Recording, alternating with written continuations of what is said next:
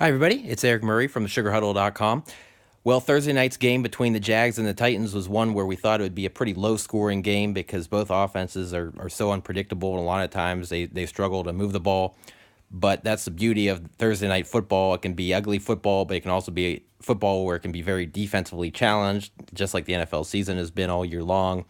Obviously, part of that, of course, is because of the rule changes and things like that as well. But anyways, at the end of the day, Tennessee Titans, they stormed out of the gate and they ended up winning 30-9. A huge win for them because they were one of the gaggle of 6-6 AFC teams trying to stay right there in the playoff race, trying to get that sixth and final seed to get into the AFC playoffs. As for the Jaguars, of course, going on the road, short week, 4-8 football team. Their season's already over. Of course, this is their second week with a new offensive coordinator and with Cody Kessler now at the helm as opposed to Blake Bortles. So they're just trying to kind of get something going. But short week coming off of a 6-0 defensive struggle victory over the Colts last Sunday. Obviously, being the road team, Thursday Night Football, we've talked about over and over again how it's really, really tough on these road teams, Thursday night games, especially defenses, and especially the road defense in these games. So nonetheless, that's exactly what happened in this one. Big story in this one, though, beyond the Titans getting the win to improve to 7-6, is the fact that Derrick Henry, who of course second round pick a few years ago, former Heisman Trophy winner out of Alabama, he had a career night. He set the franchise record with 238 rushing yards, needed just 17 carries to do that, and he had a franchise record 4 rushing touchdowns. He almost got a fifth to break the franchise record, came up a little bit short, but anyways, nonetheless, huge night for him and huge night for the Titans. Right away, opening drive, they drove right down the field. Let me find it here. They drove 10 plays, 73 yards in 5.5 minutes. Henry, a 3-yard touchdown run to get the job done to start off the drive. So they came out, just really powerful, running the ball, throwing the ball, and you could just tell that Jacksonville's defense was not ready. They were tackling deficient all night long, and especially that opening drive. And then the Jaguars, even though they punted the next couple drives, they had some promise there, but they just couldn't make that one or two plays that they needed to make to extend drives, and that's why they ended up punting after 3 or 4 plays the first couple drives. But their second drive, they punted away. I believe it was after their second drive, they punted away, and the Titans, they tried to field it at their own 2-yard line. The fielded punt initially was muffed, actually initially muffed at about the 5. Ball went backwards.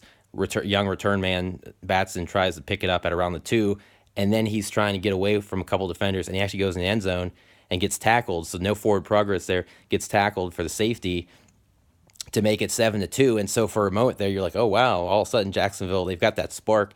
Now they can get themselves back in the game, and they actually drove all the way downfield on the ensuing drive after the safety kick, all the way down to the 1-yard line. It looked like they were going to score to take the lead.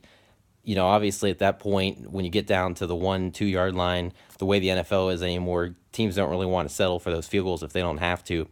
And so, Doug Marrone and company, they kind of felt inclined, we should be able to punch it in. We're a running team. Well, they tried to do a run play that was pretty similar to what they had done the first couple plays. Leonard Fournette got stuffed because, of course, there was, not enough blocking in front, which has kind of been a theme of the Jaguars for most of the year because of their injuries across their offensive line. It was a theme in this game. Cody Kessler was sacked 4 times, 45 sack yards, on his back a lot of terrible execution from his offensive line. Couldn't run the ball. They had 15 carries for 25 yards at the half. Didn't run the ball, obviously, that much in the second half, trying to play catch-up. So anyways, they come up short, and to really add insult to injury, where the game really turned around is not only did he get stuffed at the 1-yard line, but the very next play, the Titans at their own 1, you're thinking maybe the Jaguars have a chance to get another safety and really save themselves. Derrick Henry ends up with the second 99-yard touchdown run in NFL history. So talk about a big turnaround in a matter of 2 plays. From the obviously stoppage at the 1 to the very next play, 99-yard touchdown run going back the other way. Tony Dorsett in 1983, of course, had the first. Ironically, CBS Radio was one of the carriers of that game in '83 when Dorsett did it against the Vikings. Jack Buck on the call for that one, and of course his son Joe Buck, who does the Fox Thursday night games, he was on the call for this one, so kind of ironic as far as that as well. But anyways, Derrick Henry, 99-yard touchdown run, and I believe he'd only had like 2 100-yard rushing games, his first 30-some games or whatever it had been of his career coming into Thursday night. So gets another 100-yard rushing game just like that because of one run. But the thing with Henry is he was great all night long. I mean, even before that run, even on short runs, he was breaking tackles. He was really making the Jaguars defense look bad. And on that run, the 99-yarder, it basically looked like the Marshawn Lynch beast mode touchdown run that kind of started the legend of Marshawn Lynch way back in the day in the 2010 playoffs against the Saints. Pete Carroll's first year when the Seahawks were able to upset the Saints in the NFC wildcard in 2010 when the Seahawks came in that game at just 7-9, facing the defending world champion Saints. Marshawn Lynch, as everybody knows on that run, it was an amazing run, broke a whole bunch of tackles, shoving defenders out of the way. And I can't remember if that was like 60-some yards or how long that run was.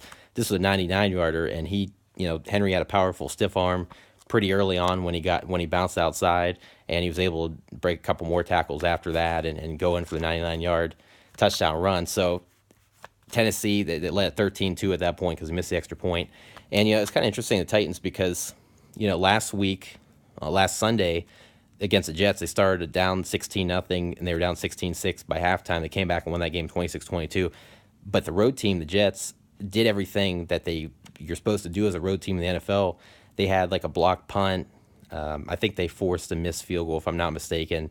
They had an interception, or actually it was a pick six. So they did everything they needed to do. Well, it's kind of funny because the Titans, they kind of were sloppy in this one because they had an interception the first half very early on, missed extra point, and then, of course, that safety on that foolish punt return. But nonetheless, they were up 16-2 by halftime, and then Henry had a 54-yard run that was really just as impressive as a 99-yarder.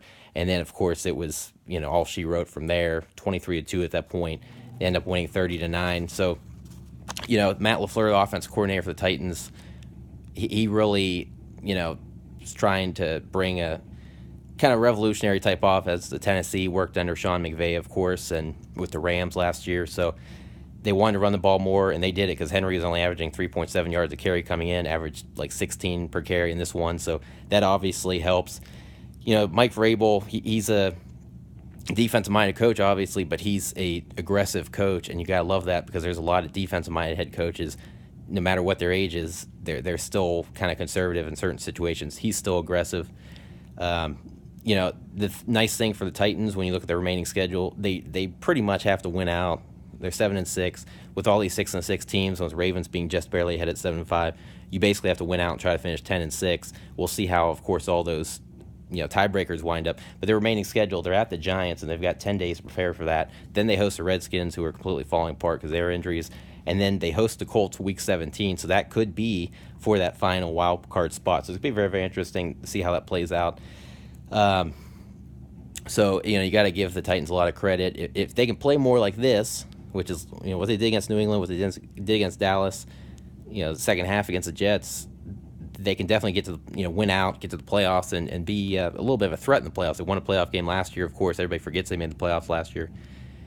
But they just don't do it every week. So it's going to be interesting to see what they do the last 3 weeks here. Mariota had a pretty good game, too, even though he didn't have to do a ton. Now, on the other side of it, Cody Kessler actually played really well, and you wouldn't know it because they only scored 9 points, but he was constantly on his back, a couple drop passes, but he was really crisp. He had a lot of sharp passes, but no running game. They just couldn't sustain drives, and Titans obviously have a really tremendous defense, too. Jaguars are in a position where they looked like they kind of quit on defense towards the end of the game. A lot of tackles. They weren't really willing to take on the 6'3", 247-pound Henry as much as they should. So, at the end of the day, they're a team that I think the best thing for them, there's talks that they might eventually trade Jalen Ramsey. I would see if you could trade him to Oakland and get Derek Carr in return, because I'm not sure that John Gruden is committed to Carr long-term, and make Derek Carr your starting quarterback next year. So that could be the answer, for the Jaguars, and put him back in the playoffs and make a Super Bowl run. I mean, they almost went to the Super Bowl with Bortles. So you need a quarterback still, even with Kessler's performance on Thursday night being good enough to win, despite the lack of points. But at the end of the day, we'll see. So, Jacksonville, they continue to fall apart, 4-9 now. And Tennessee, very, very good chance to win out. We'll see how it goes these last few weeks. Very, very interesting. But anyways, please go to sugarhuddle.com. Please subscribe to my YouTube channel, and also please like my Facebook page, which is the Sugar Huddle. Thank you.